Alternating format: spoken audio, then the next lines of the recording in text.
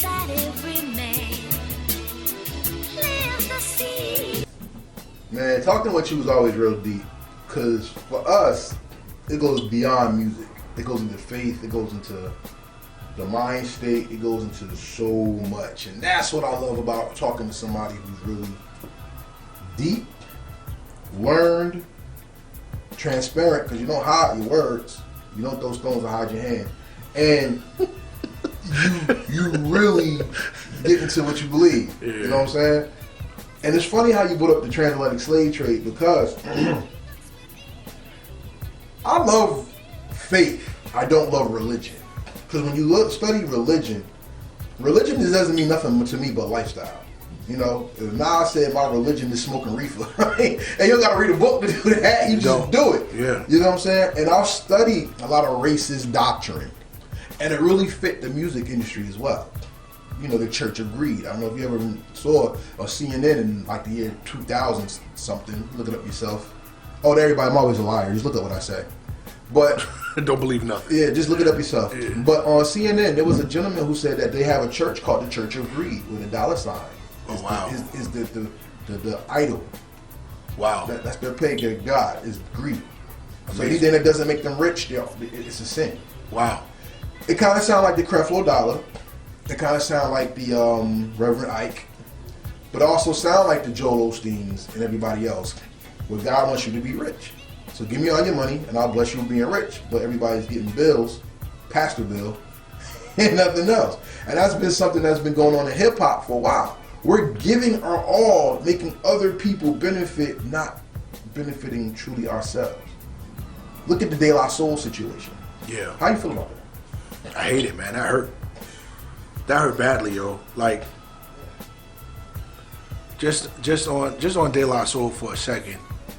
3 Feet High and Rising was a game changer in the way things were done in hip hop in terms of production. You know, even in lyricism, man. De La Soul made the nerd cool, quote unquote. Like, De La Soul was amazing. They are amazing. Now, with that being said, the amount of greed that was going on with their situation was mind-boggling. You know what I'm saying? Like, it's mind-boggling. It's like, how is it? First of all, how do you not renegotiate with somebody? Like, let's say, you know, you got contract A, you know, with artist B or whatever, right? And you put it in, they sign it out of their ignorance, right? Mm-hmm. And then 30 years later, you won't even come back and renegotiate it at all, even though you've milked daggone near everything out of this as you possibly could from the guys who made it up in the first place. Which is interesting because that is nuts. Chuck D sued Def Jam and won because he didn't see how an old school artist gets paid from streaming at an unfair rate when the art actually came out on vinyl cassette. You know what I'm saying? Yeah. And how does that apply to the stream when the rules are different? Yeah. Rod Digger said she wants to even have a commission come out where they redo the stream numbers for them to see if they're getting the right money. And I appreciate that and I wish her luck on that. When it comes to music, when it comes to hatred, when it comes to religion, it all seems to form around greed. Well, think about it like this. Again, all right. There's a book, I just got finished reading it, called Confessions of an Economic Hitman. And we all know the book pretty much because we've been watching it happen. But what it is that in the book, this guy who worked for a corporation that was really working for the government, NSA, whatever. These guys would go to third world countries that had rich resources. And he would offer them modernization, right?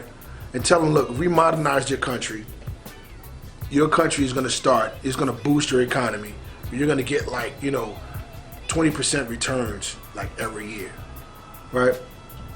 When in reality it was only like 6%, right? But it's even worse than that because what it is that because of they pour billions of dollars into this economy, or and they build them roads, they build them electricity, running water, things of that nature, right? Modernize them, yada yada yada. Cost them billions of dollars that country never even sees and never lays a hand on. And then what it does is it rolls them in debt so bad that, well, okay, you can't pay the debt. Just, give us your diamond mines. Vote this way in the next UN election.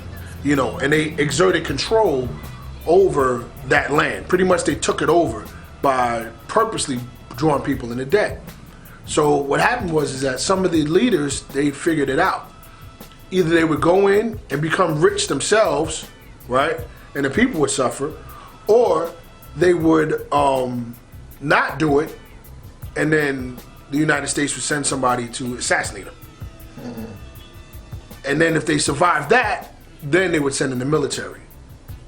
So I said all that to say this. Isn't that the same thing with the music business? Yes, it is. Here we are trying to, again, outside the restaurant window, looking at all these people eating, right? Inside the music business and Hollywood. And they're like, look, all right, man, you can rap, you can sing, you can dance, you can act. Look, we'll give you this money up front, probably money that you've never seen before, right? $50,000, $60,000, $100,000, whatever, for your pocket.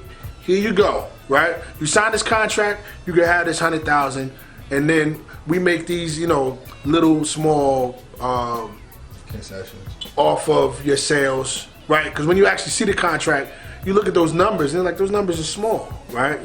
But it turns out to be 82% of everything that you sell goes to us after we recoup the $100,000 plus your plus the money, the $100,000 plus the money that in the production and making of the product itself, right? So pretty much you're gonna never see any money whatsoever, right, for the entire length of, or the length of the album even.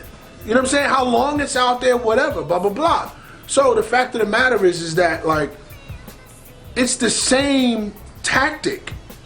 It's the same tactic of enslavement, right? It just went from, chattel slavery to economic slavery.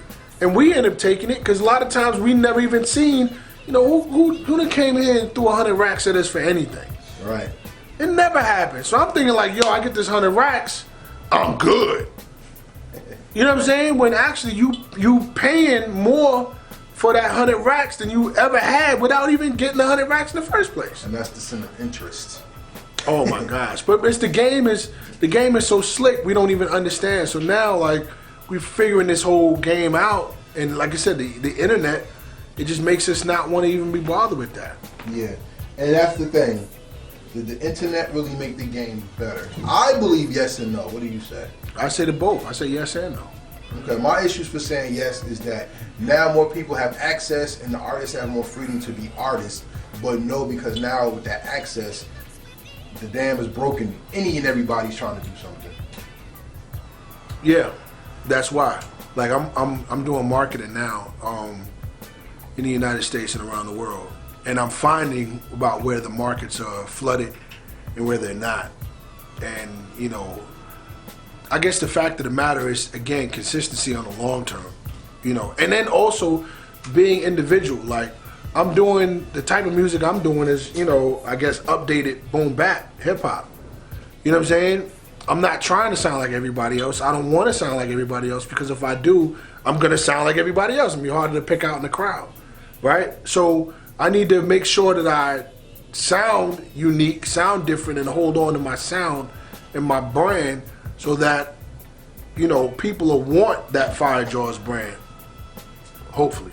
Well, they are, and we're gonna make sure they get a taste of it. So here's my final question for this part of the interview. Which, since we went into business and we went into the industry, how does an artist either meet the industry or beat the industry at its own game?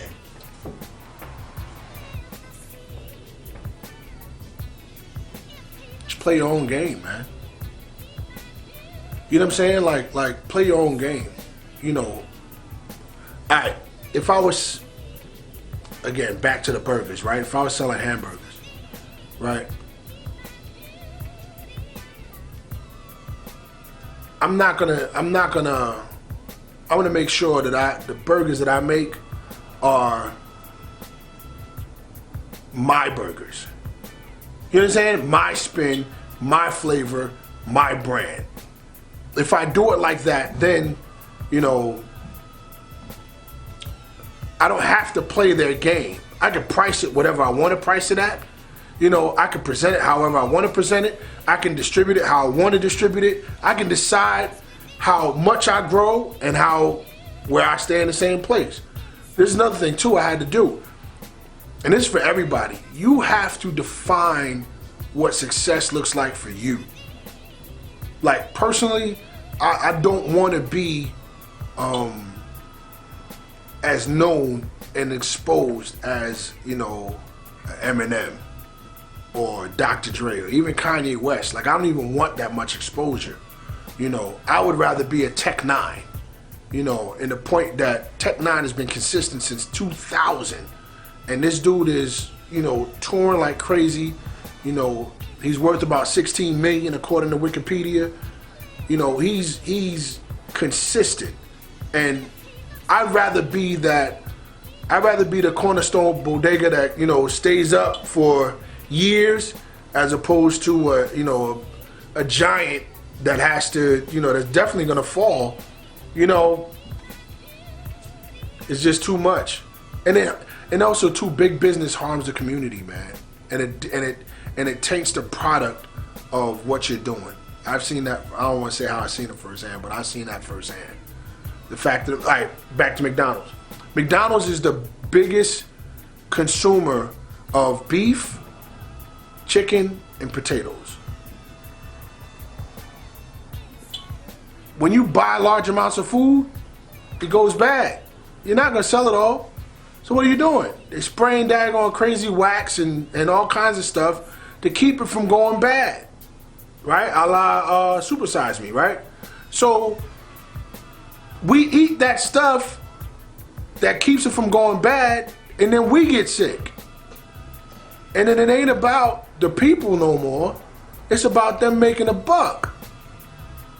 So I don't want to do that with my music. I don't want to just, you know, do what's quote unquote hot at the time. Nah, I'm gonna do something that's of good quality and is good for the people.